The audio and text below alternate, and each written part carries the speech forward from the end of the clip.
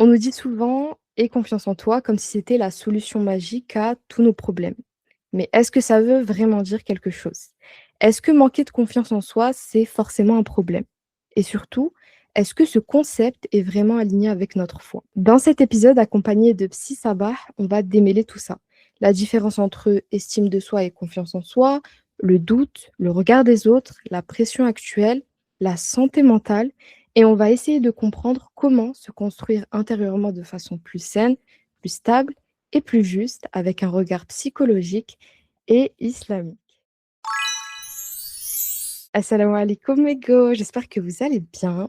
Bienvenue dans un nouvel épisode de Café et Confidence, podcast présenté par Sheima.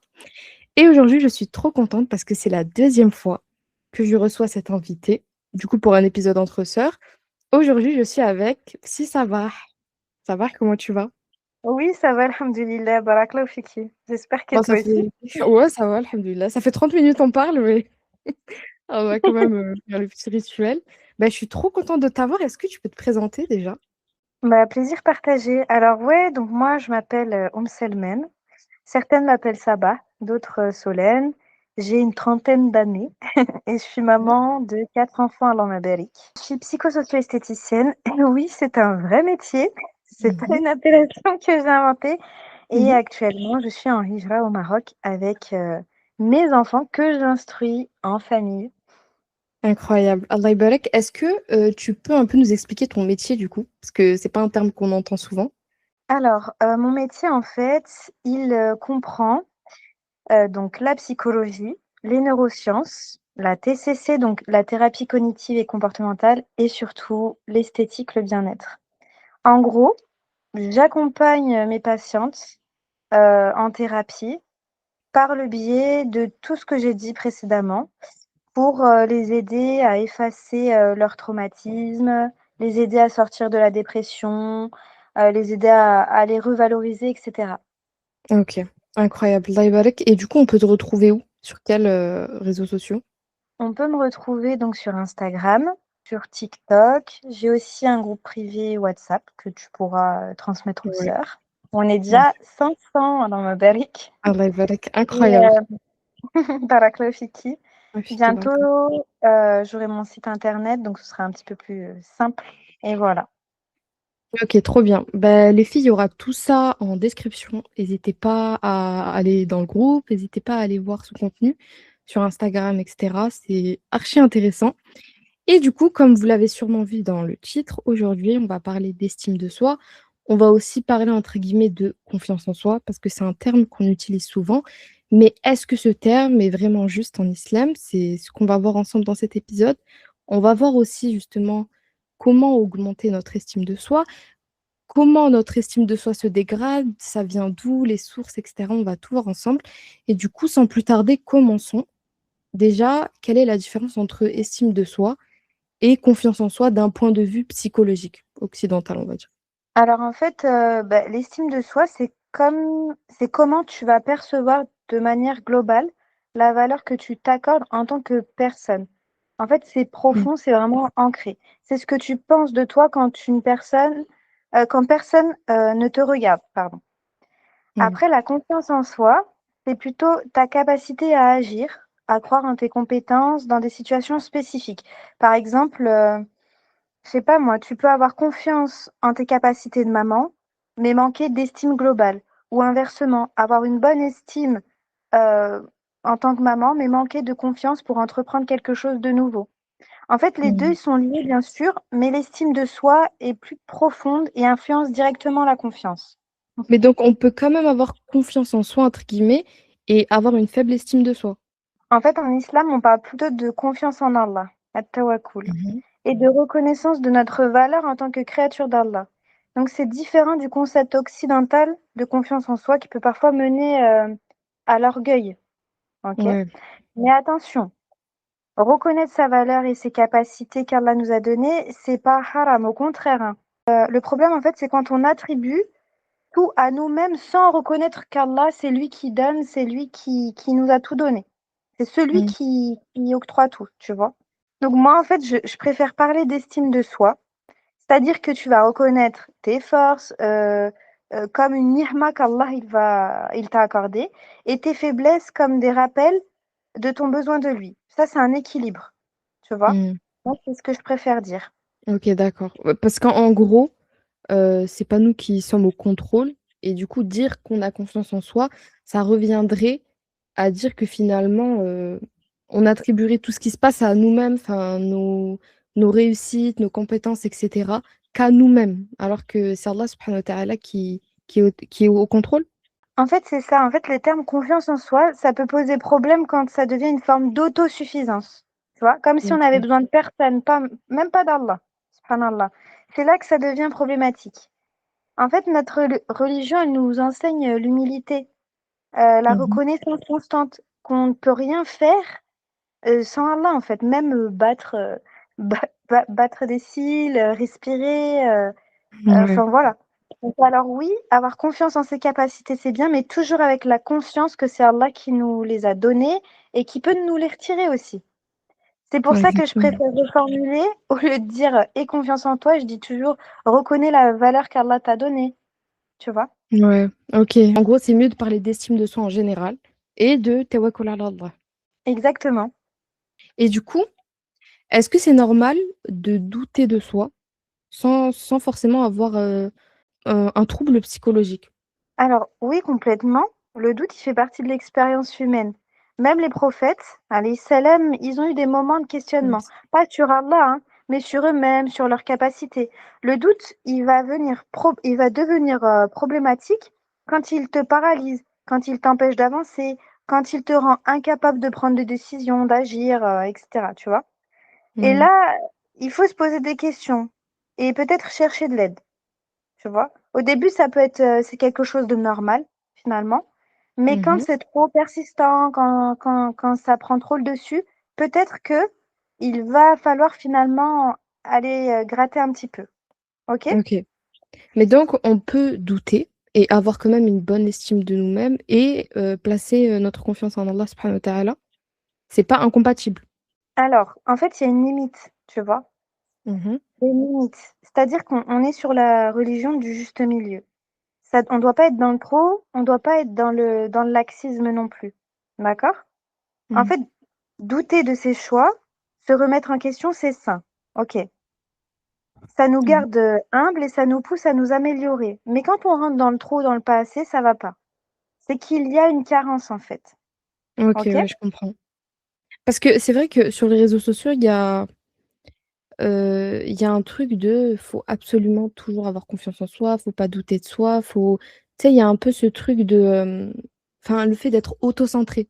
Je sais pas si tu le vois sur les contenus et cetera et j'ai l'impression qu'à force de voir ces contenus tout le temps, souvent, reliés au développement personnel, on oublie que parfois, genre, juste douter de soi, parfois c'est sain, enfin, comme tu le dis, ça reste un signe d'humilité, ça nous fait rester humbles et ouais, j'ai l'impression que de plus en plus, on essaie de faire voir ça comme un problème, le fait de douter de soi.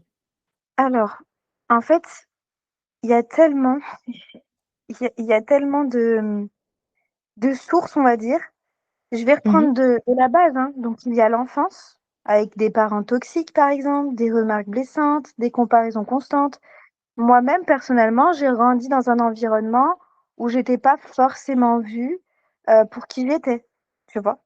Il y Ouais. a aussi, les traumatismes, les abus, les échecs répétés, les rejets, l'isolement social, le harcèlement scolaire, les normes de beauté irréalistes et comme ça, c'est ma dernière source, c'est les réseaux sociaux, comme tu viens de le dire, qui nous Mmh. montrent une vie parfaite qui n'existe pas.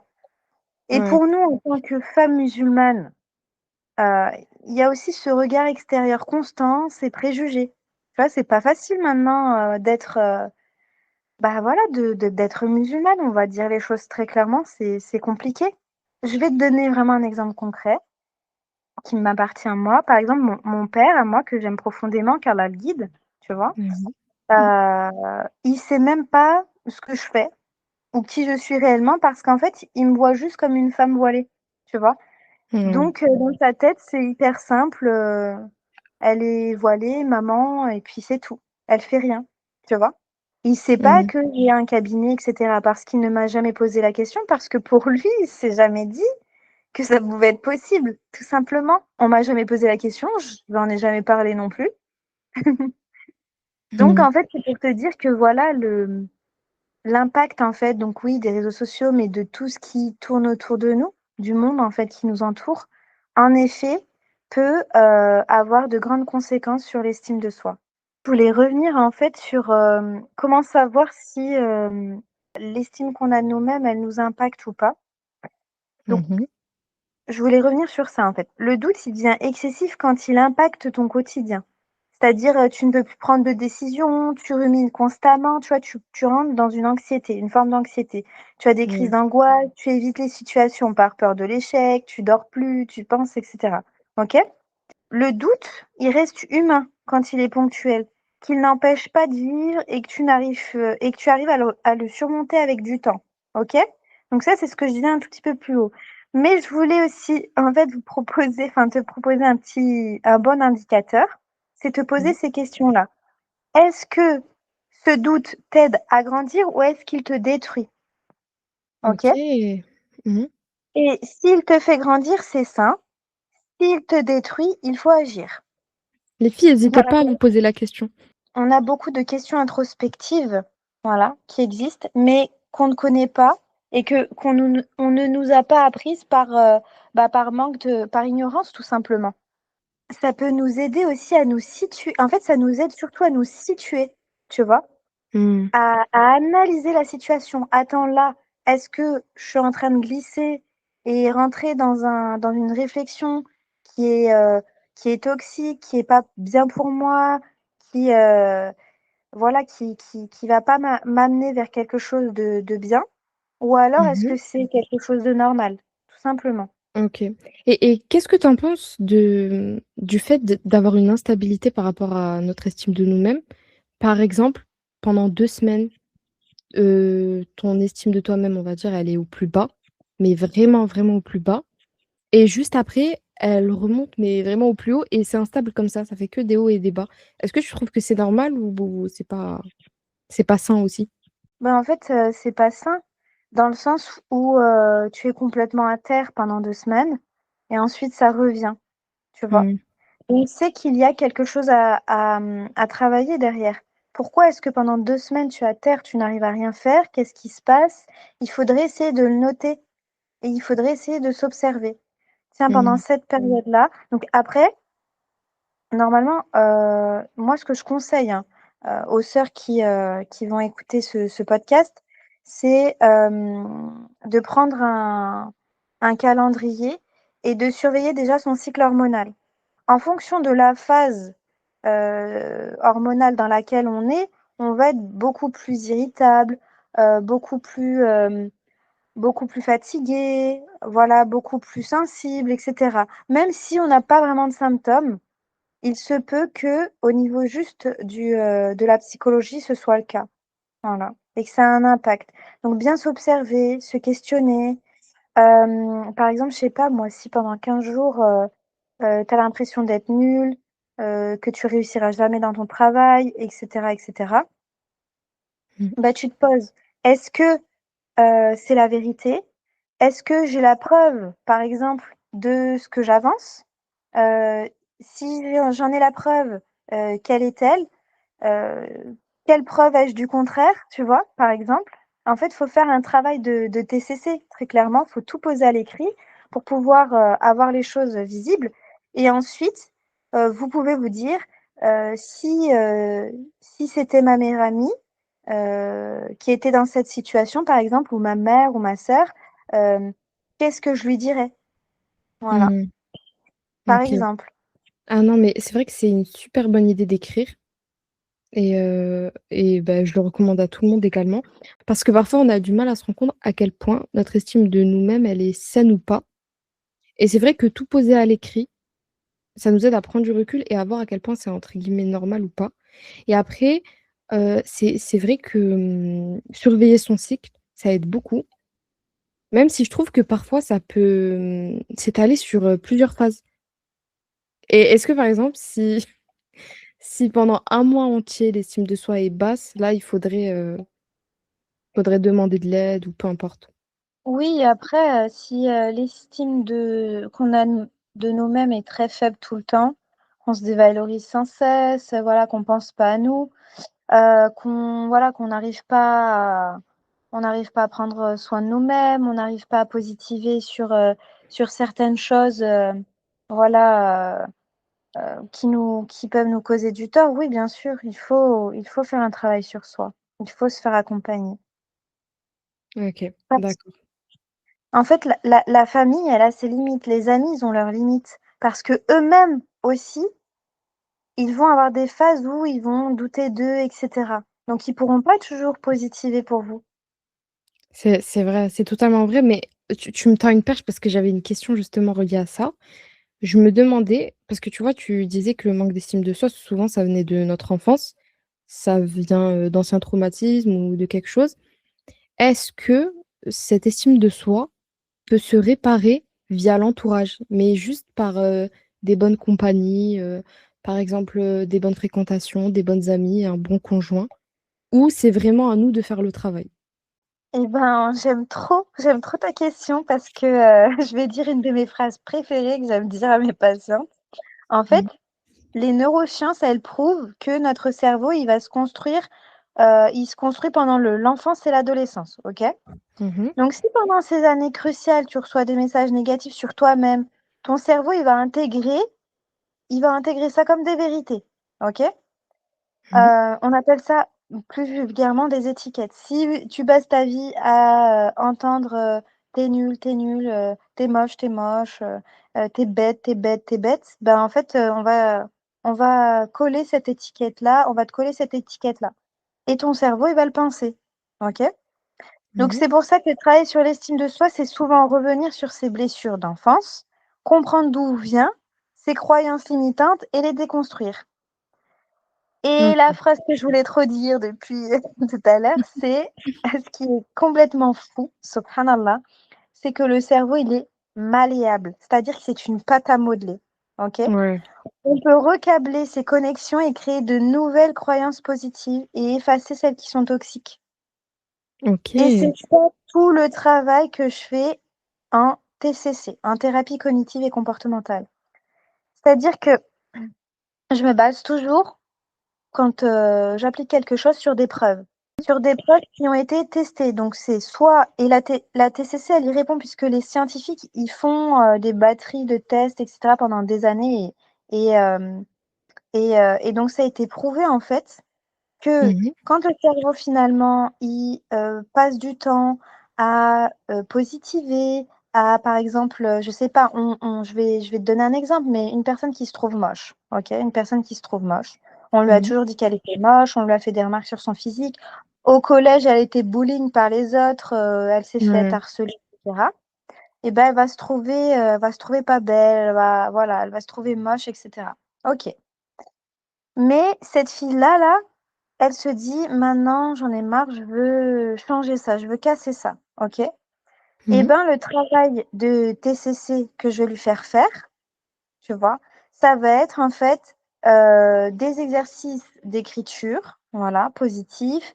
Ça va être, de se dire, quand elle se regarde devant le miroir, «J'ai de la valeur, je suis belle» et cetera. Et la psychosocio-esthétique, elle va intervenir aussi.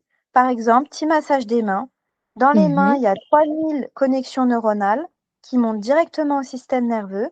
Le cerveau, il se dit quoi? «Ah tiens, ça c'est cool». Ça me fait du bien, ça m'apporte de la douceur. Et à chaque fois, je dis à mes patientes, quand vous vous massez les mains, le visage, vous conscientisez. Je me sens belle, voilà, je me trouve féminine, je prends soin de moi, j'ai de la valeur, etc. Et donc, c'est Mhm. ça le travail de TCC, à force, à force, à force, à force, à force de se valoriser, de se revaloriser. Voilà. Eh bien, le Mhm. cerveau, il efface ces distorsions cognitives, ces schémas toxiques-là, et il les remplace par de bonnes habitudes. Voilà. Subhanallah, j'ai plusieurs questions.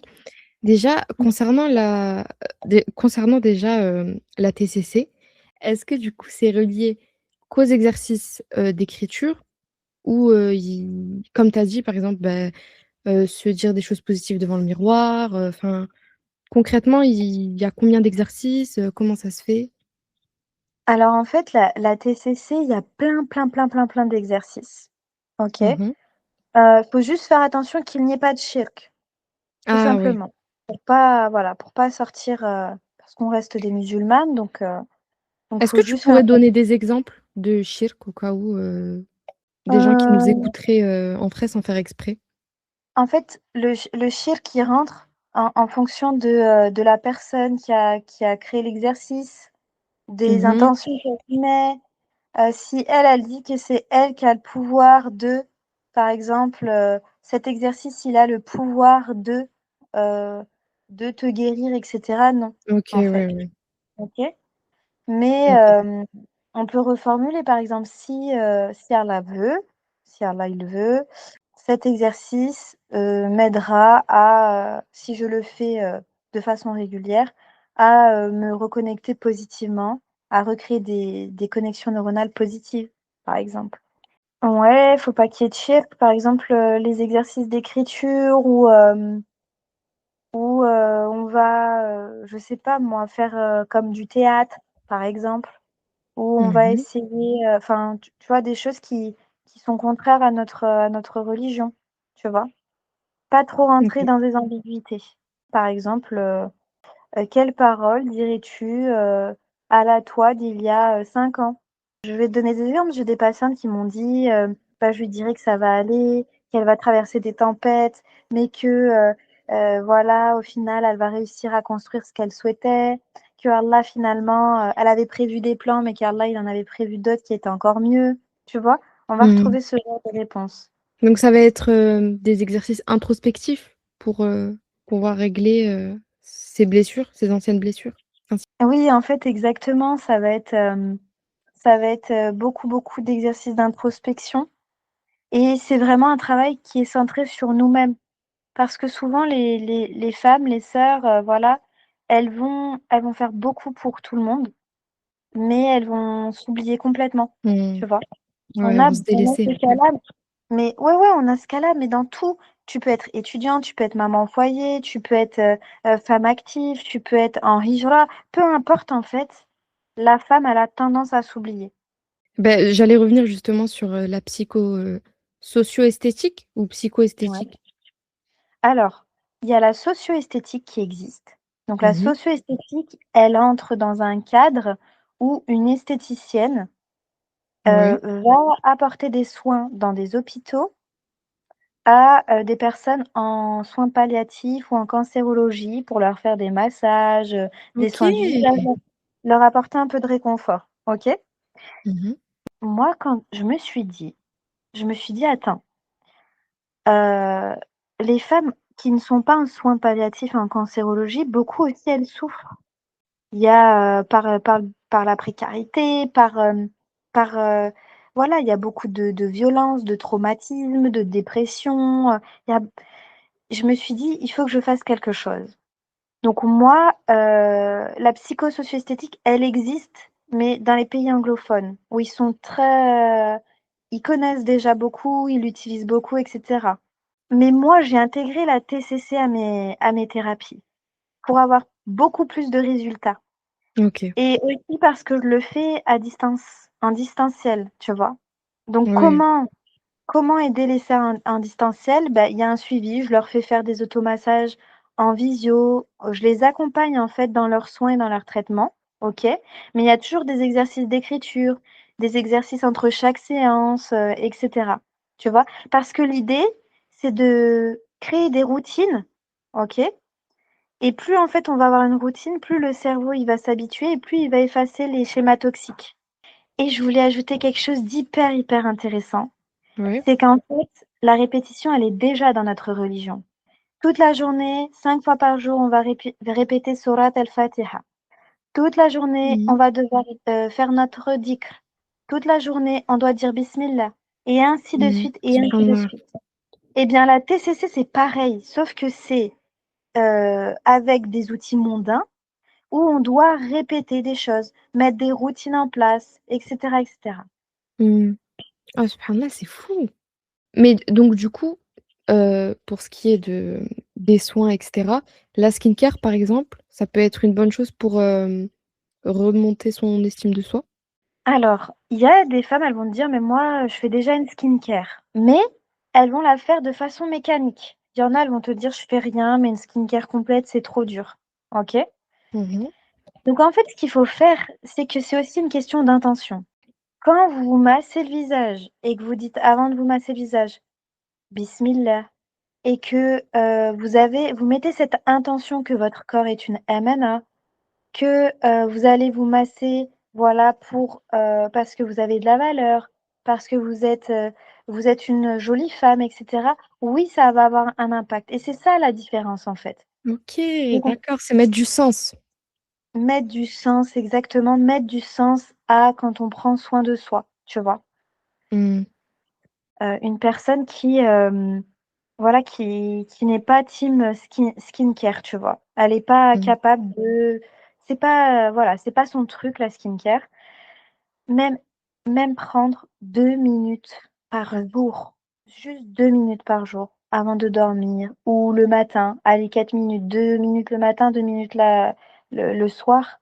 Se faire un petit massage des mains ou un petit massage conscient du visage ou du crâne ou juste du cou, et ben, c'est hyper bon pour la santé. Ça a été prouvé de façon, scientifiquement. Ça nous OK. apporte en fait de la dopamine, l'hormone du bien-être et du bonheur, et ça va venir réguler le cortisol. Le cortisol, c'est quoi? C'est l'hormone du stress et de l'anxiété, et Mmh. donc ça va nous apporter un équilibre au niveau de l'estime de nous-mêmes. OK, subhanallah, incroyable. Donc ouais, en fait, faudrait prendre l'habitude de faire, que ce soit, comme tu as dit, massage des mains, massage du cou, du visage, en fonction des préférences de chacune, pour que chacune puisse trouver, son truc si, c'est pas la skincare. Exactement, ça peut même être le massage des pieds, et après quand je dis prendre soin de soi, ça peut être aussi boire une tisane qu'on prend jamais le temps de boire. Ça peut être, bah, f prendre un petit temps pour écrire, prendre un petit temps pour lire. C'est toutes ces petites choses-là, en fait, Mmh. qui font qu'on prend soin de nous. C'est pas forcément, le bien-être, c'est pas forcément que le côté esthétique. Mais Ouais. c'est aussi des petites choses. Sortir marcher, si on le fait pas, si on aime, aller, voilà, la nature, je Ah, sais c'est pas, passer tellement un coup. incroyable. D'ailleurs, concernant, les affirmations positives, est-ce que du coup, ça a vraiment un impact sur nous-mêmes, sur notre façon de nous voir et sur notre cerveau ou pas du tout? Parce que c'est vrai que ça fait un peu division. Mais bien sûr. En fait, si les affirmations positives, elles sont faites, de façon régulière, ça recrée des schémas neuronaux positifs au niveau du cerveau, et si au niveau du cerveau, ça a un impact positif, beh, ça aura forcément un impact positif, dans ce qu'on va entreprendre.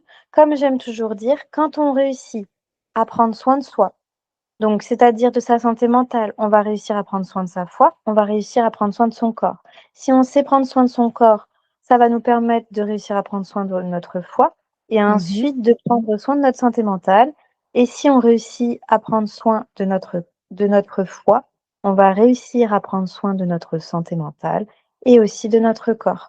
C'est relié, tout est relié, Oui, subhanallah, c'est fou. Comme on parlait, des soins du visage, comme tu l'avais dit, on parlait de l'exemple, bah, par exemple de l'harcèlement sur quelqu'un qui du coup, bah, va se trouver moche et cetera.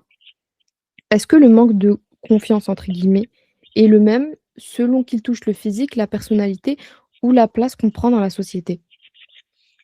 ben non, en fait, ce sont des dimensions qui vont être, différentes, même si elles s'influencent mutuellement, tu vois? Tu peux Mmh. être à l'aise avec ton corps, mais pas avec ta personnalité. Ou alors, Ouais. être confiante professionnellement, mais complexée physiquement, tu vois? Mmh. Donc le OK. travail de psychosocio-esthétique que je fais, permet justement d'aborder ces différentes dimensions ensemble, OK? Donc quand tu prends OK. soin de ton corps, ça va impacter ton mental. Quand tu travailles sur tes pensées, ça se reflète dans ton apparence. C'est interconnecté, en fait, tu vois? OK, d'accord. Donc la psychosocio-esthétique, c'est prouvé scientifiquement. Elle aide à guérir Bédnillah. Mmh. Heu, J'aime à dire qu'on travaille d'une manière globale, tu vois? Ouais. On va pas travailler qu'en surface. En fait, c'est pas que des soins esthétiques. Ouais, c'est C'est plus profond, vraiment vu que c'est relié au voilà, mental et cetera. Exactement. Et puis aussi, il faut savoir que les femmes, elles sont particulières. Déjà, elles ont une place particulière dans la société, elles ont une place particulière en islam, elles ont une place particulière dans leur foyer. Mhm. J'aime à dire que quand la femme disparaît dans le foyer, il n'y a plus rien qui tient. Et c'est une vérité. Une Ouais. mère, si elle disparaît de son foyer, il n'y a plus rien qui ne se fait, il n'y a plus rien qui tourne. C'est très difficile. On est le moteur de tout. Et l'islam, il nous honore. On a une place particulière aux yeux d'Allah. On est honoré par lui, on a des droits que les hommes n'ont pas. Très important de les connaître. Et Mm. donc, on a une certaine sensibilité et c'est très important de pouvoir travailler justement ce côté féminin, ce côté, voilà, émotionnel. Bah, justement, ce que tu disais, ça m'a fait penser au fait que, bon, là, c'est un peu une question existentielle, mais justement, les femmes ont très, très, très souvent l'impression de ne pas être assez. Est-ce que du coup, c'est relié à ce que tu viens de dire, ou il y a d'autres raisons qui pourraient faire que les femmes ne se sentent, pardon, jamais assez bien? Bah, justement, c'est lié à ce qu'elles ont vécu, à leur enfance, à leur culture, à leur religion. Voilà, en fait, Mm. c'est normal. On est toutes, on a toutes des histoires différentes, des blessures à des endroits différents.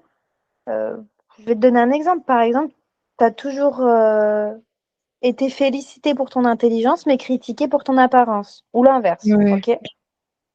Voilà, tu vois, ça peut être ça. En fait, nos expériences, elles vont façonner, pardon, nos zones de confort et nos zones de vulnérabilité. C'est pour ça que se faire accompagner de façon personnalisée, c'est très important. Parce que on peut pas traiter toutes les mêmes personnes de la même façon. On va en venir, en fait, par exemple, aux réseaux sociaux, qui est vraiment l'épidémie de notre époque, on va le dire quand même, Mm. heu, où beaucoup en fait, on est constamment bombardé d'images de perfection. La maman parfaite, la femme d'affaires qui réussit, le corps parfait, le hijab parfait, la maison parfaite, et cetera. Bon, en fait, c'est du fake. Ça, ce sont Ouais, que des mises en scène, tu vois? Personne va te montrer les moments difficiles, les échecs, les doutes de ouf. et du coup, on va se comparer à ces illusions et forcément, on se sent jamais à la hauteur. Et en plus, en tant que musulmane, vraiment, on a parfois cette impression supplémentaire d'être représentante de l'islam. C'est franchement épuisant. Les réseaux sociaux, en fait, ils peuvent être bénéfiques quand ils sont utilisés consciemment pour apprendre, se connecter, partager du bien, mais ils peuvent aussi devenir toxiques. En fait, c'est ce qu'on disait tout à l'heure. L'islam nous enjoint à être sur le juste milieu, pas le pas assez, pas le trop. Bah, pour les réseaux sociaux, c'est la même chose en fait. Parce qu'on peut partager des choses qui sont positives, comme les podcasts, comme les rappels, etc. Les recettes de cuisine, c'est très bien. OK?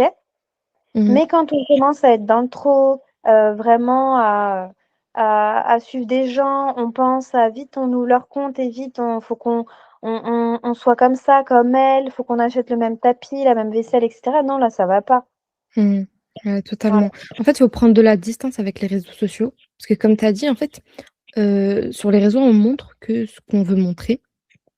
Et il faut se le rappeler sans cesse, parce que comme tu as dit, ouais, tous les côtés négatifs, on va pas forcément les montrer.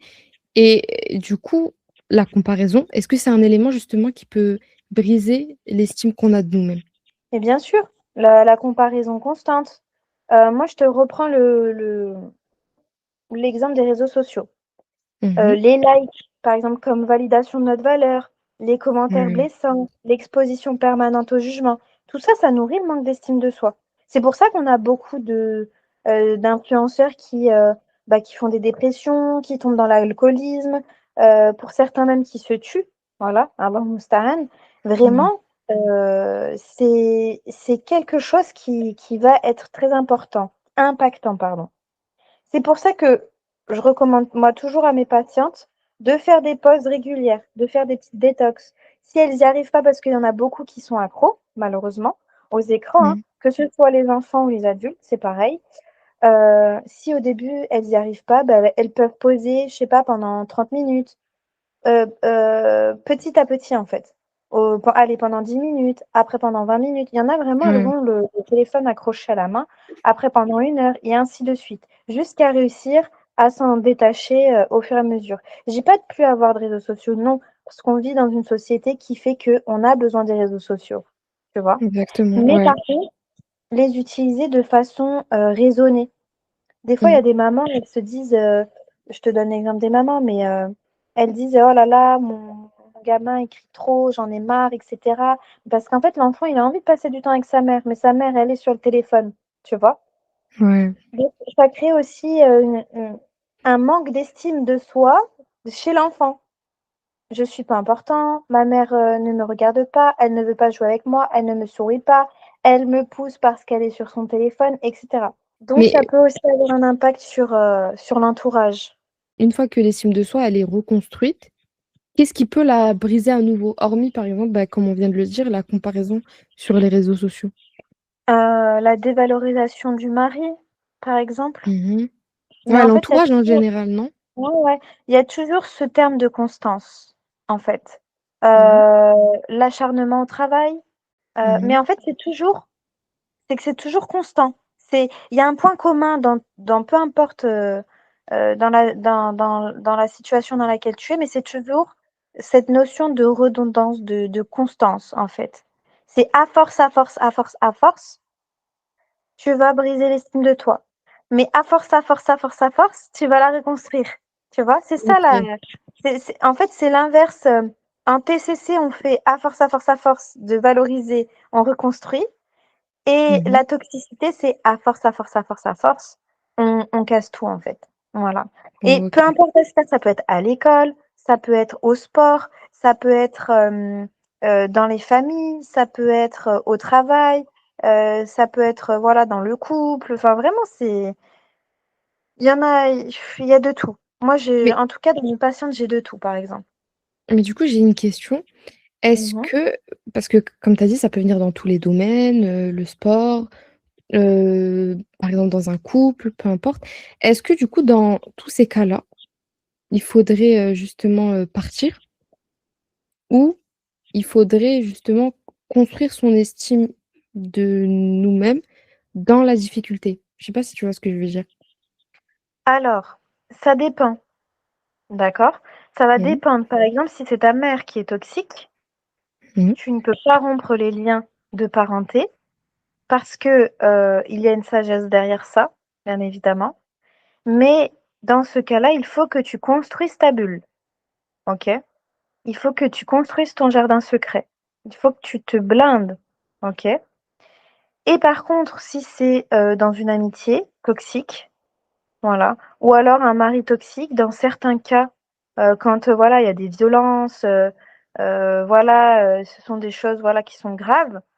Et qu'on voit que la personne, elle changera jamais, elle est pas ouverte à une thérapie, elle est pas ouverte à eh bien bon après moi je suis pas un savant, hein, Mmh.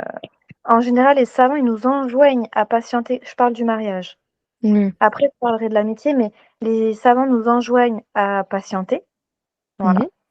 Mais dans des cas après ça devient très compliqué. Moi j'ai des patientes qui, par exemple, je sais pas, ça va très certainement, voilà, vous choquer, c'est un des pires cas que j'ai eu, mais j'ai une de mes patientes, son mari, lui a roulé dessus en voiture, par exemple. Oh waouh! Voilà. Donc, heu, avant, elle aurait pu partir avant, voilà, elle aurait pu partir avant, mais elle était dans cette toxicité, dans cette, voilà, dans cette, dévalorisation constante et elle pensait que c'était normal. Son cerveau s'était habitué à ça, jusqu'à ce que, voilà, il lui cause du tort. Il essaie, voilà, de l'éliminer, quoi, Oh waouh! par exemple. Ça, c'est un cas qui est très extrême, mais qui existe. Et du coup, pour l'amitié? Pour l'amitié, en fait, il faut s'entourer de personnes, qui, nous valorisent, qui sont, là pour nous et en fait, il faut que l'amitié, elle soit à double sens. Voilà. Il faut que l'amitié, elle soit à double sens. Quand vous sentez que, dans votre amitié, il y a, un malaise ou, vous vous sentez, voilà, en difficulté, vous ne pouvez pas dire non, sinon vous avez peur de la réaction et cetera.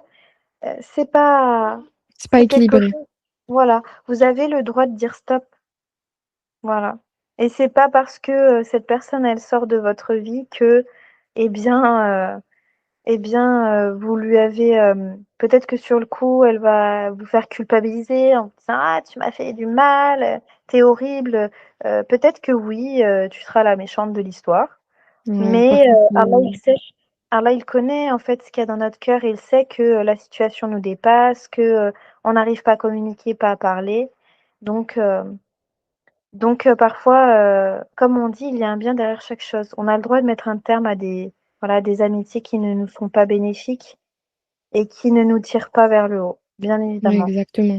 Tu as tout dit, c'est important de se protéger quand même au bout d'un moment et Mmh. c'est important aussi du coup dans ces cas-là, d'accepter d'être vue comme «la méchante de l'histoire» entre guillemets, même si c'est pas le cas. J'ai une de mes patientes, elle est tombée dans une amitié comme ça toxique, à tel point où, la sœur, vraiment, elle a voulu la prendre en charge même, psychologiquement, Mmh. voilà. Elle avait fait une formation, rapide de médecine prophétique, tout ça là et en fait, elle l'a aidée, elle l'a aidée, elle l'a aidée, mais trop. C'était trop en fait, c'était dans le trop, dans l'excessif. Elle voulait tout diriger, tout elle était trop, trop, trop elle était très envahissante, voilà, son amie et Ouais. en fait, du jour au lendemain, elle l'a lâchée parce qu'elle n'a pas apprécié, que son amie ne lui ait pas dit, quelque chose.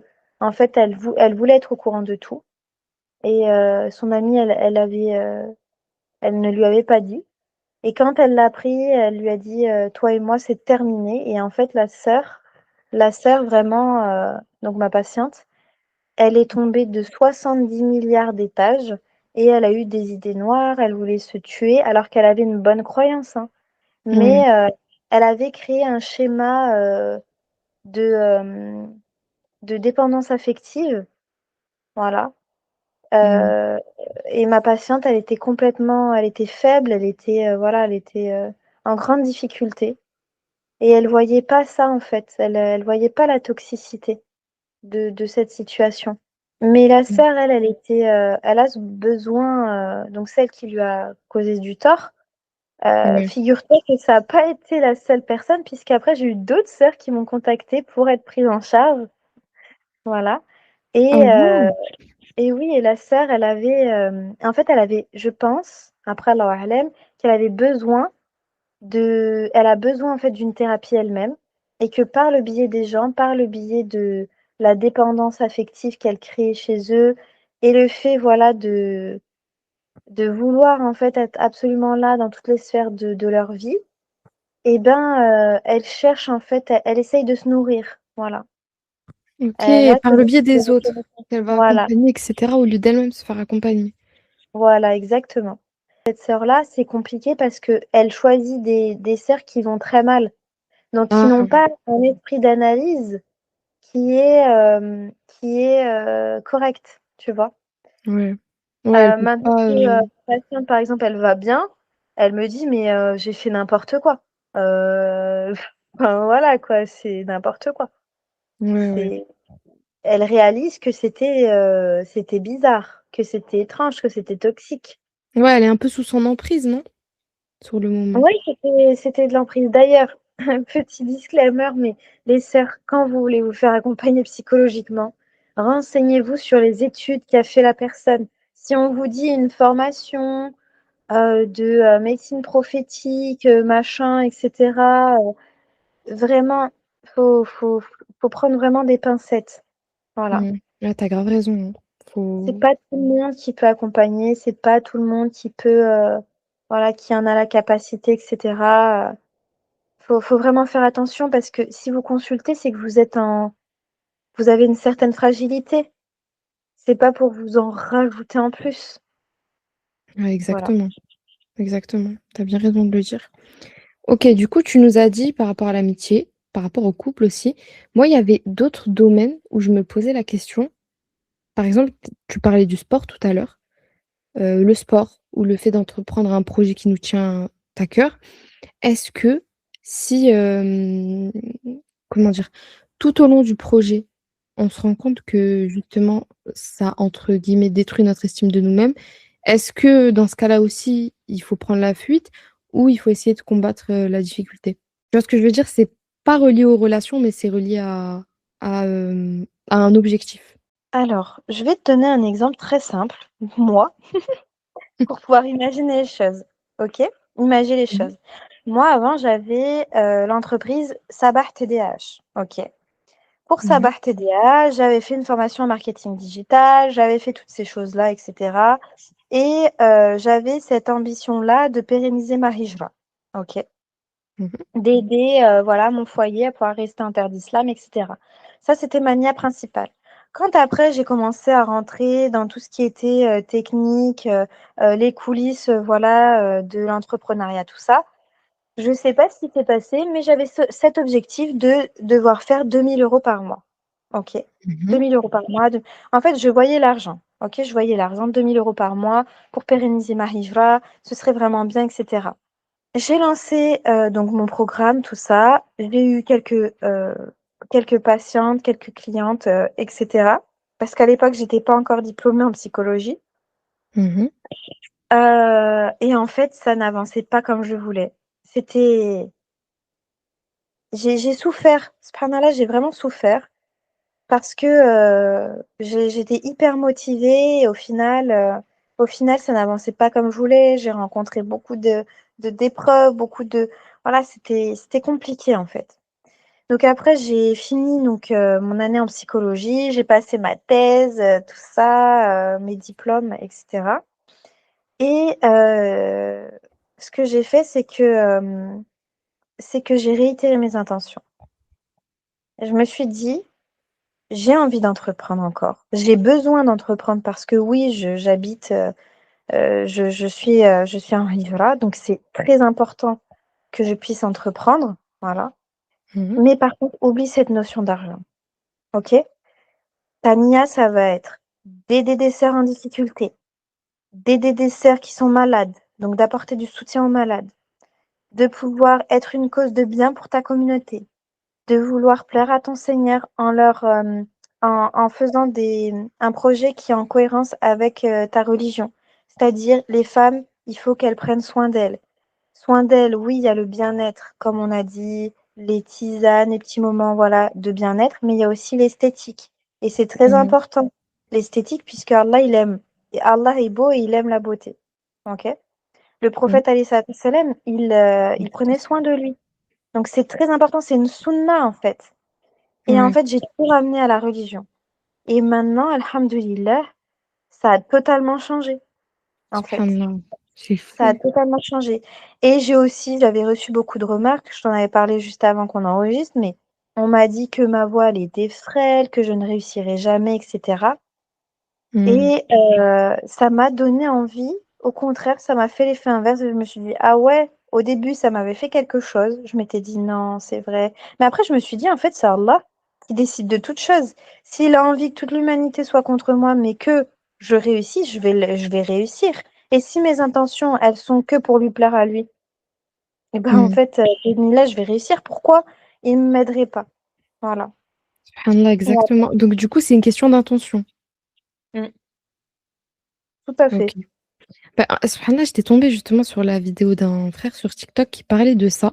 C'est un entrepreneur et il disait, bah, subhanallah, il disait la même chose que toi. Il disait que à partir du moment où, il mettait plus l'argent en objectif premier, c'est là où subhanallah, tout s'est débloqué parce que il disait qu'à partir du moment où de toute manière ton intention première c'est de plaire à Allah subhanahu wa ta'ala, bah, c'est Allah subhanahu wa ta'ala qui contrôle, l'argent qui va te déposer ton risque. Et du coup, il avait dit que c'était à partir de ce moment-là où tout s'était débloqué et cetera. Donc tu dirais que pour un objectif, juste renouveler son intention et le faire pour la bonne raison? Tout à fait. OK. Moi, dans mon cas, c'est ce qui s'est passé et même, c'est ce que je dis tout le temps à mes patientes, c'est, il faut réitérer ses intentions. Ouais. C'est très important. Ah ouais, C'est ouais, très, ouais. très important. Parce que des fois, on est très éloigné de la religion, très, très éloigné. Je parle pour moi la première, hein, Mmh. voilà. Mais, chouïa bchouïa, un petit peu par petit peu, on peut faire des choses. L'idée en fait, on peut avoir de grands objectifs, de grands rêves, peu importe l'âge, hein, qu'on a, d'ailleurs. Ouais. Mais l'idée, c'est de faire un pas après l'autre et de pouvoir atteindre son objectif sans s'essouffler. Parce qu'en fait, quand on veut aller directement à son objectif, on s'essouffle, on va trop vite. Ça ne fonctionne pas, on s'arrête, on a des points de côté. OK? Mais Mmh. par contre, si on fait un pas après l'autre, qu'on y va lentement, eh ben, on va pas s'arrêter. Même si on y va lentement, on va jamais s'arrêter, on va atteindre nos objectifs bidnillah. Ouais, totalement, subhanallah, c'est une question d'endurance. Tout à fait. Et Allah, il aime la constance d'ailleurs. Mmh. Il Ouais, préfère la subhanallah. constance. Dans ton travail, est-ce que tu vois des personnes qui paraissent très sûres d'elles, mais qui vont mal intérieurement? Oui, oui, oui, carrément. On peut avoir des sœurs. Je crois, j'ai plein de patientes dans ma tête. Qu'Allah, si elles m'écoutent, qu'Allah vous préserve toutes. Toutes Mmh. celles qui vont m'écouter, qu'Allah vous préserve d'ailleurs. Mais oui, en fait, je connais des sœurs qui sont très souriantes et qui vont très mal, euh, qui ont développé voilà, certains troubles, donc des troubles du comportement alimentaire, des troubles obsessionnels aussi. J'ai j'ai des patientes qui vont sourire et qui finalement sont en dépression. J'ai des patientes qui sourient et finalement elles sont pas du tout bien dans leur foyer parce qu'elles ont peur de l'image ou de faire de la peine, par exemple, à leurs parents alors qu'elles sont dans une relation hyper toxique. Enfin, vraiment oui, vraiment oui. Ah waouh. Bah, qu'Allah leur facilite. Mais du coup, à l'inverse, à quoi ressemble une personne intérieurement «stable» entre guillemets, même si justement parfois elle a des doutes? Une personne stable intérieurement, ça va être quelqu'un, comme je l'ai dit tout au long de cet épisode, sur le juste milieu. Qui sait, par exemple, qui va savoir en fait hiérarchiser voilà, ses problématiques, qui va savoir faire une introspection sur elle-même, qui va vraiment se connaître en profondeur et qui va pas hésiter, qui va pas être orgueilleuse à ne pas vouloir travailler sur elle-même. Tu vois? Ouais. Ça va être une personne, avec qui on va pouvoir communiquer assez facilement, voilà, qui va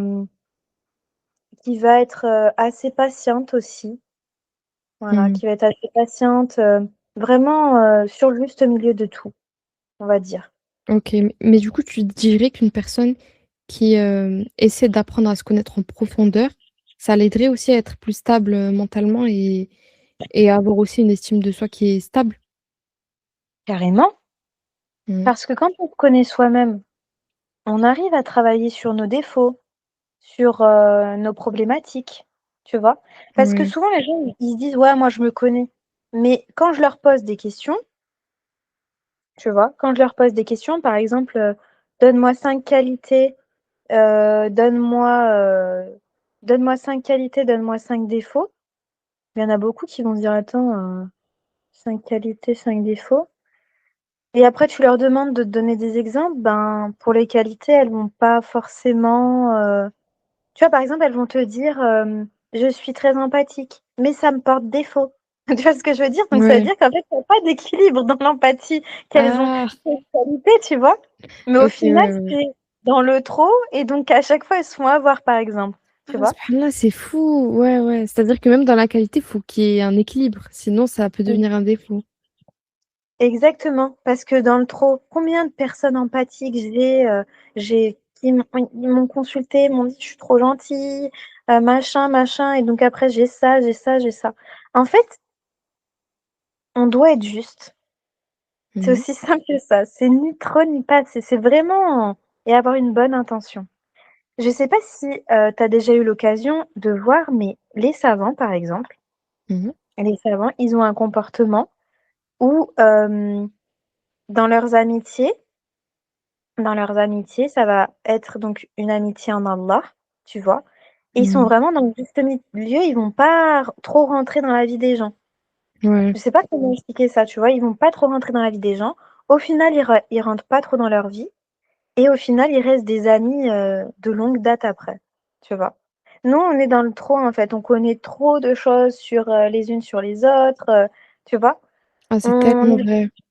on a trop de, voilà, Ouais, c'est on pas a équilibré, quoi. Les relations, parfois, elles sont pas équilibrées et c'est ça, justement, qui, parfois, cause leur perte. mmh mh. OK. Oh, c'est fou. Mais du coup, est-ce que tu aurais, des astuces, justement, pour apprendre à se connaître un peu mieux? Bah, faut faire des exercices de TCC, d'introspection. Ah ouais, ouais, OK. Il faut passer par l'écriture. Il faut, voilà, par exemple, et c'est tenir un journal, par exemple, un journal de pensée. Et en fait, ce que j'aime à travers l'écriture, donc il y en a qui n'aiment pas écrire. Par exemple, je pense à une patiente, elle n'aime pas écrire. Bah, je lui ai dit, je dis: «Enregistre-toi, parle, Ouais, parle, parle» et en fait, le fait de parler, ça va réguler parler à voix haute, pardon, ça va réguler, en fait, le système nerveux. C'est OK. une façon de se réguler donc c'est une bonne technique. Mais il y en a qui vont aimer écrire, donc d'autres parler à voix haute et s'enregistrer et après, en fait, on peut se réécouter pour voir l'avancement ou les problématiques qu'on a et ce sur quoi on peut travailler. Ah ouais, Voilà. non, c'est fou. C'est ça que j'aime beaucoup avec l'écriture ou même le fait, comme tu as dit, de parler à haute voix et de revenir plus tard. C'est parce que parfois, quand on est submergé par les émotions, on a trop du mal à avoir du recul sur notre situation ou sur nos pensées. Et le fait de Mmh. pouvoir revenir après, bah, ça nous aide trop à revoir la situation de manière claire et objective. Et c'est vrai que moi, personnellement, à un moment, je faisais beaucoup ça. J'écrivais beaucoup et je parlais aussi beaucoup, à haute voix en enregistrement et ça m'avait énormément aidée. Genre, mais très rapidement. En 2 semaines, c'était fou comment justement ça avait eu un impact sur, l'estime que j'avais de moi-même. Du coup, ouais, c'est incroyable comme exercice. Oui et je rajouterais que même, pendant la salade, par exemple, faut pas hésiter à parler à Allah, à lui demander, Ah tu totalement, vois? Donc c'est aussi un totalement. exercice au final. Subhanallah, notre religion elle est Subhanallah. parfaite. Vraiment, elle est Ah parfaite. mais ouais, on retrouve tout dans l'islam. C'est fou. Exactement. On retrouve tout dans l'islam. Subhanallah.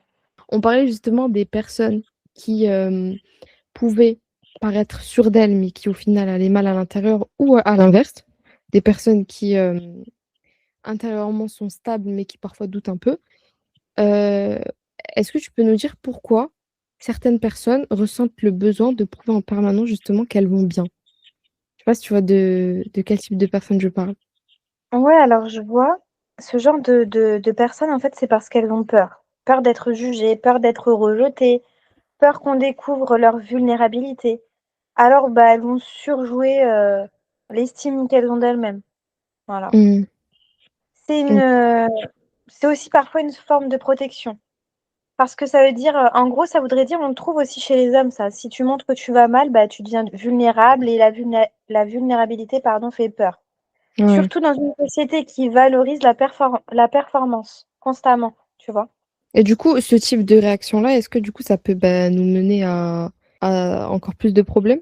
Bah, bien sûr, parce que, on va dépasser les limites. C'est-à-dire que, pour certaines personnes, on va être très exubérantes, elles vont être très exubérantes, pour d'autres, voilà, elles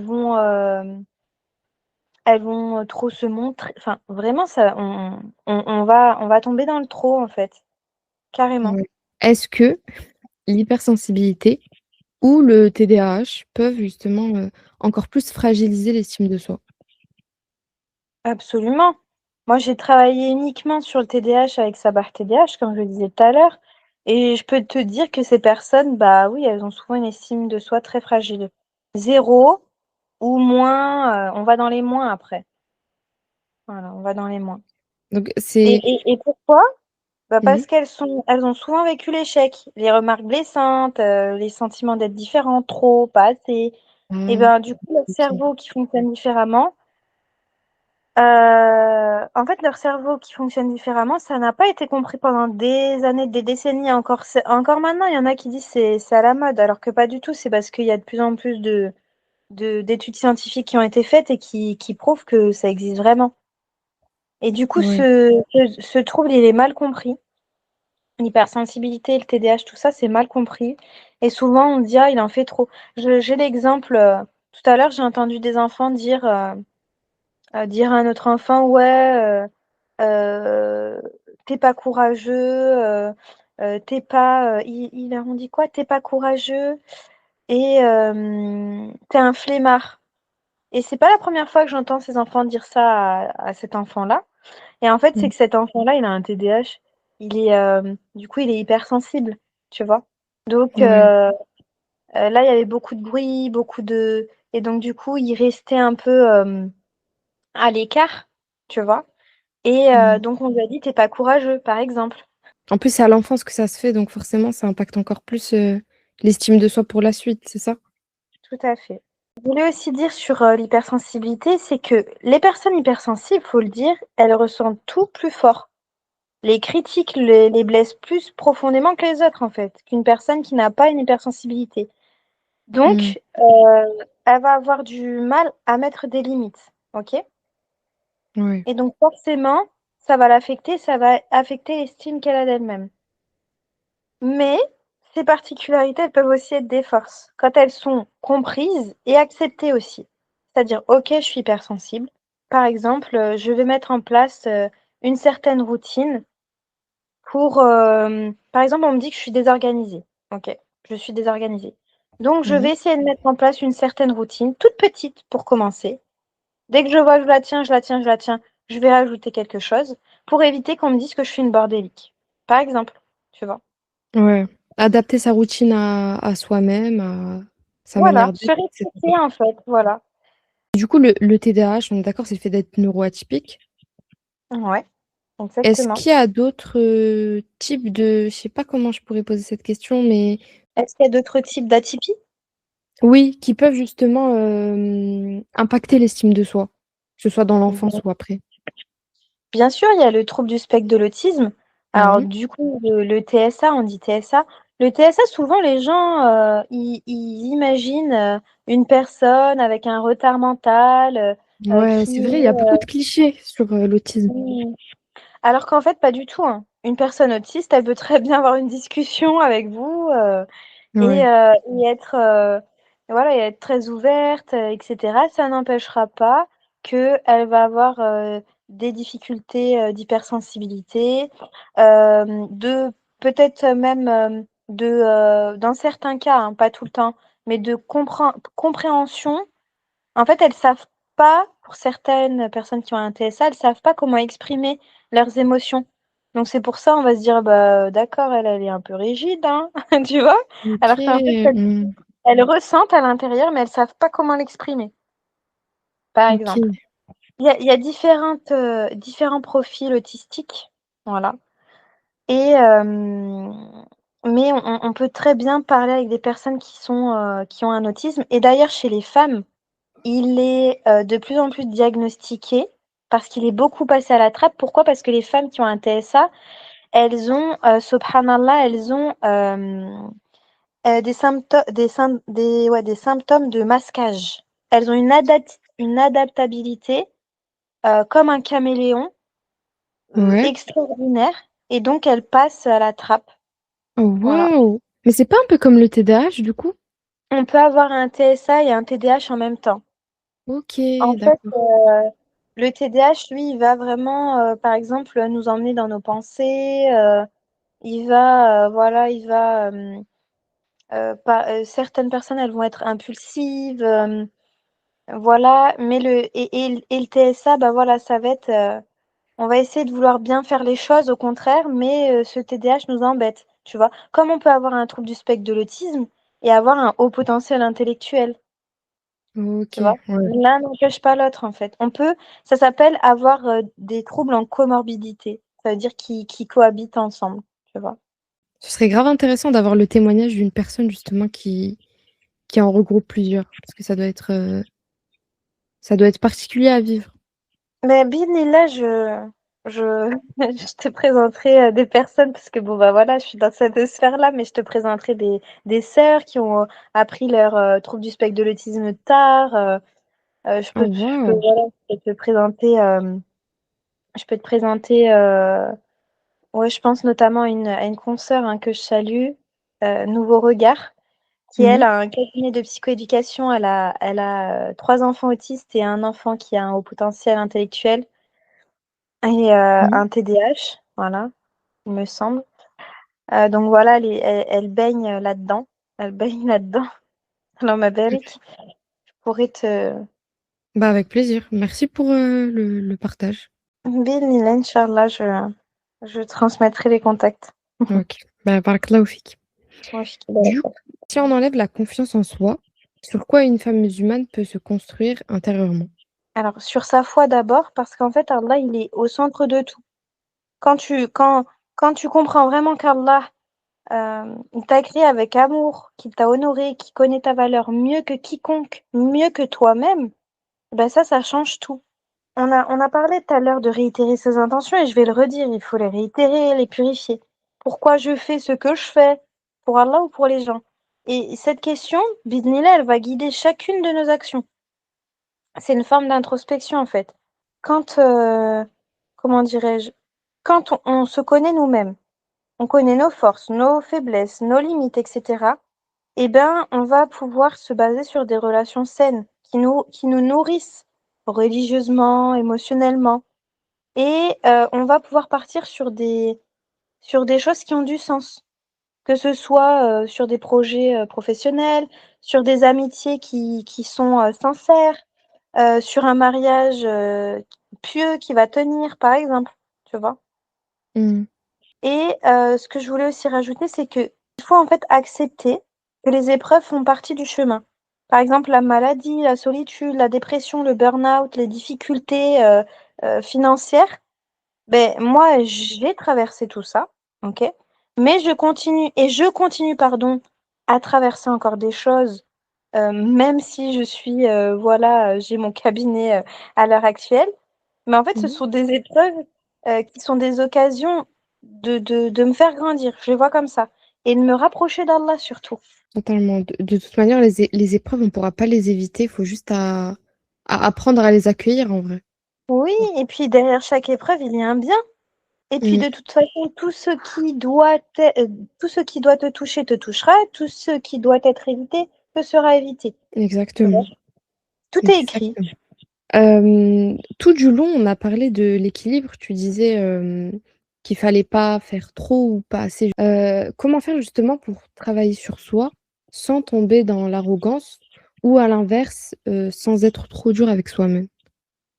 Et bah, ça, c'est tout l'art de l'équilibre, hein.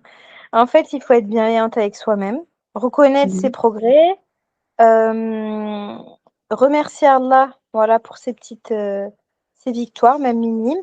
Se donner aussi des récompenses mondaines. Par exemple, moi, je propose souvent à mes patientes, «Tiens, et si tu faisais un tableau des récompenses? C'est-à-dire que tu as travaillé sur tel point, tel point, tel point cette semaine. Si tu arrives à tenir ton engagement que tu as pris envers toi-même parce que ton corps est une MNA, un dépôt, eh bien, à la fin de la semaine, tu pourras t'offrir telle récompense». Ça ne veut pas forcément dire quelque chose à manger, mais quelque chose qu'elle n'a pas l'habitude de s'offrir à elle-même, tu vois? Mmh. C'est Parce trop qu'au bien. final ouais, en fait, c'est un peu, comme si on tendait une carotte à l'âne, tu vois? Ouais, Souvent on c'est dit, vraiment ça. souvent on dit: «Ah, c'est pas bien», mais non, en fait, on fonctionne comme ça. L'humain, il a été créé comme ça. Quand on veut faire quelque chose pour Allah, c'est pourquoi? C'est pour lui plaire, c'est pour avoir la Mmh. récompense. Donc on cherche quelque Exactement. chose à gagner. Ouais, Mmh. c'est pas il y a un intérêt, en fait. Ouais, L'être humain, il est créé comme ça. Donc ça peut être aussi des petits intérêts mondains, voilà. OK, super. Mmh. Comment accepter ses limites sans se dévaloriser? Mouais, Tu en fait, les limites, elles définissent pas ta valeur. Elles définissent pas juste, tes elles définissent juste tes limites, en fait, point. Tu peux avoir des limites et être une femme extraordinaire, les 2 ils sont pas incompatibles. Mmh. Ouais, c'est souvent, c'est parce que parfois justement on va, relier les 2, tu vois? Non, en fait, quand on comprend qu'avoir des limites, c'est humain et que c'est même voulu par Allah, ben, on n'est pas des machines, on n'est pas parfaites et c'est normal. Ben, On totalement. a, par exemple, j'ai une image très précise que pareil, je dis souvent à mes patientes, je leur dis, on me dit: «Oui, mais je suis fatiguée, et parfois j'arrive à faire certaines choses, parfois d'autres non». Donc du coup, on me fait des remarques, tu vois? Et je Mmh. dis: «Beh, tu peux expliquer très calmement que lundi, tu as ton 100 tu vas faire beaucoup de choses et que mardi, ton 100 il sera qu'à 10 et tu auras fait tout ce que tu auras pu. Mais Allah, il connaît tes intentions, il connaît ton état». C'est ça Oui. aussi qu'il faut se dire. Et dans ces cas-là, souvent c'est, je pense à une patiente avec qui, avec son époux, c'est difficile, mais je lui ai dit: «Crée-toi ta bulle». Tu te crées ta bulle. c'est-à-dire que tu sais pour qui et pourquoi tu fais les choses et tu ne seras pas déçu de ce genre de paroles puisque tu cherches la récompense auprès d'Allah. Oui, c'est toujours recentrer Allah, c'est ce qu'on disait tout à l'heure. Ouais. Renouveler son intention C'est la base. et du coup, quel rôle joue justement le tawakkul dans notre équilibre émotionnel? Bah, en fait, le tawakkul, c'est tout, vraiment tout. C'est cette confiance en Allah, vraiment, qui nous permet de lâcher prise, de ne pas tout contrôler, de ne pas porter le poids du monde sur nos épaules. Moi, subhanallah, le tawakkul il m'a permis voilà, à plus me fustiller, à plus me dénigrer, vraiment à me dire, bah, si cette chose-là, elle s'est pas faite, alors bah, c'est un khir, etc. Voilà. Ça permet en fait de souffler, vraiment. Mhm. C'est, c'est quelque chose, en fait, quand tu as vraiment un bon tawakkul, ben, tu sais que tu fais de ton mieux et puis tu remets les résultats à Allah. Ce que je disais tout à l'heure à une amie qui m'appelait, qui me disait oui, parce qu'elle est séparée et le papa de son fils, il s'est remarié avec une belle-mère horrible. Mhm. Qu'Allah nous guide tous et nous préserve.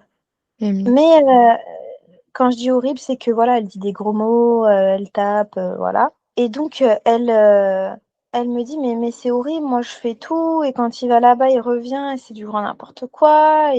Mais je dis écoute ma sœur, par Allah, toi tu fais ton maximum. Tu gardes ta place propre, tu vois. Tu Ouais. donnes tes droits à ton fils, tu lui transmets ce que tu as à lui transmettre. Lorsqu'il est chez son père, tu n'en es pas responsable et c'est Allah qui décide de toute chose. Tu peux pas te rendre malade alors que tu n'es pas sur place. Tu ne, tu vois, tu ne peux rien faire en fait. Tu dois laisser ça à Allah. Et ne t'inquiète pas, quand on fait les choses bien, on plante des graines et quand on continue à les faire, à les faire, à les faire, à les faire, on a toujours ce truc de redondance positive. Et bien après, c'est comme si on arrosait les graines et après les fleurs, elles poussent. Bah déjà, merci beaucoup, Sabar, pour toutes ces réponses incroyables. On arrive bientôt vers la fin du podcast. Déjà, qu'est-ce que tu aimerais que les femmes comprennent une bonne fois pour toutes sur l'estime de soi par rapport à tout ce qu'on a dit?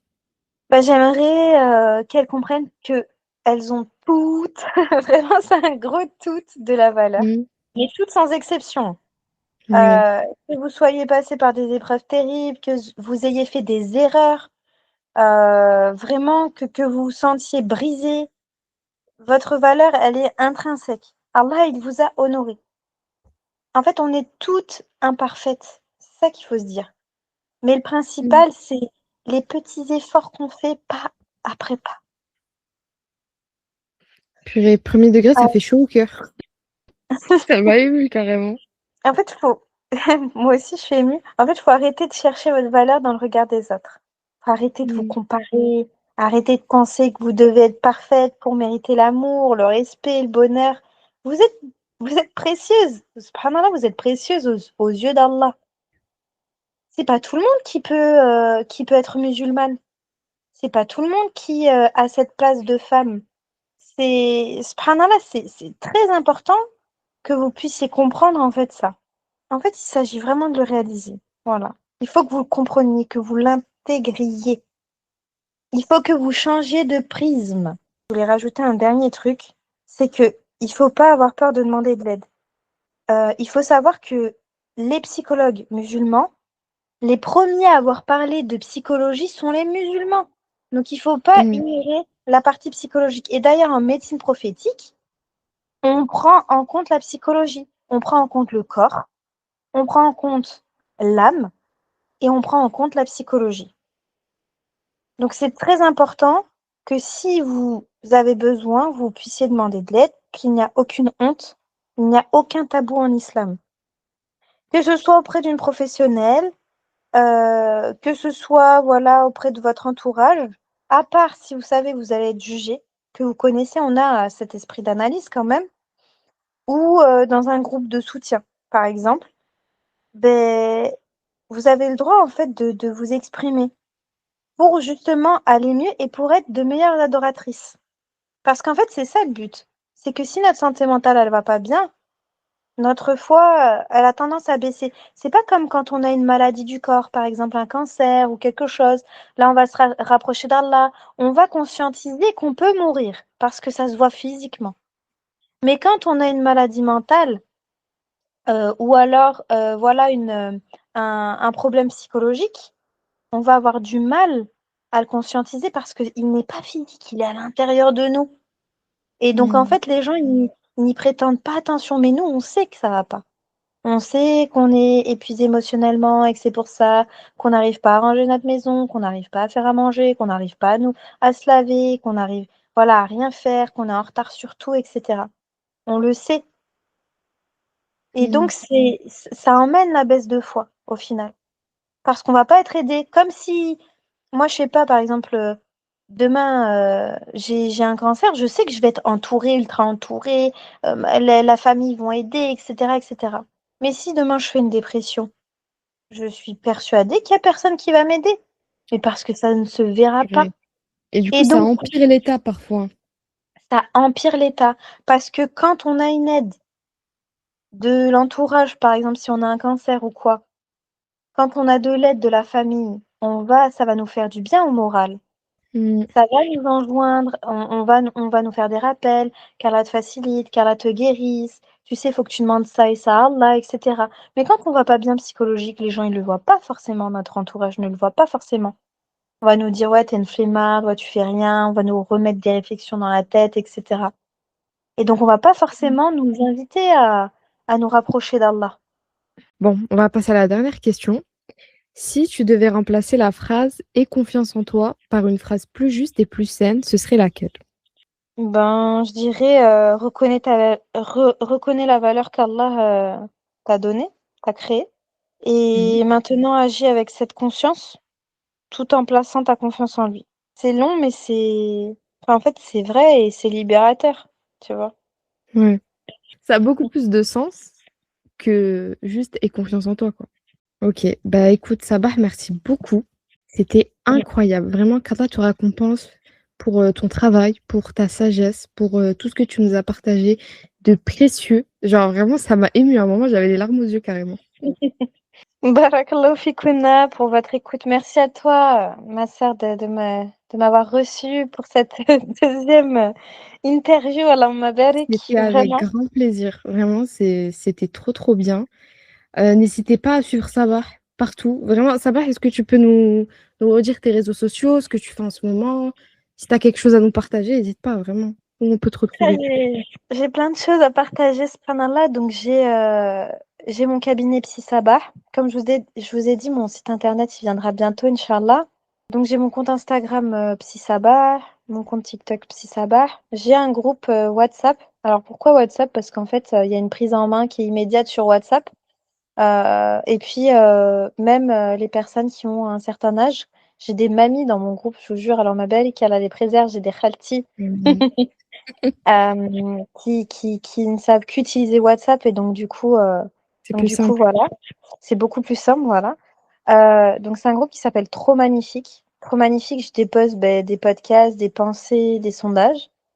Dans cette, communauté en fait, Psy Sabah, en fait, ça s'appelle Psy Sabah. Après, on va retrouver Trop Magnifique, on a Reflet. Donc Reflet, c'est, un groupe, où on peut écrire, toutes les sœurs qui sont dans le groupe, elles peuvent écrire et répondre, aux questions d'introspection que je mets. Et en fait, l'idée, c'est de recréer,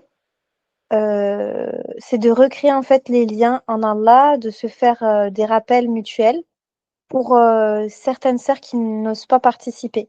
C'est-à-dire que je vais poser une question d'introspection. La dernière fois, j'avais posé, pour vous donner un exemple, si tu avais écrit un livre sur ton père, quelle en serait la dernière phrase?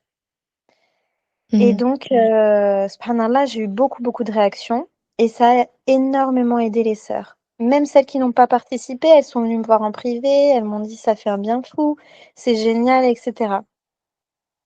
Donc voilà, et j'ai un autre groupe qui s'appelle Atelier Assala.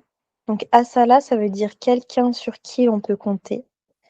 Et donc ce sont des ateliers de psychosocio-esthétique, où en fait, une fois par mois, on se retrouve et on va parler de neurosciences, on va parler d'un problème bien particulier, qui concerne la femme. Et ensuite, on va développer en parlant donc de neurosciences, ce qui se passe vraiment dans le cerveau, dans le corps. Ça peut être par exemple, le rejet et la femme, voilà, comment se reconstruire, psychologiquement, émotionnellement.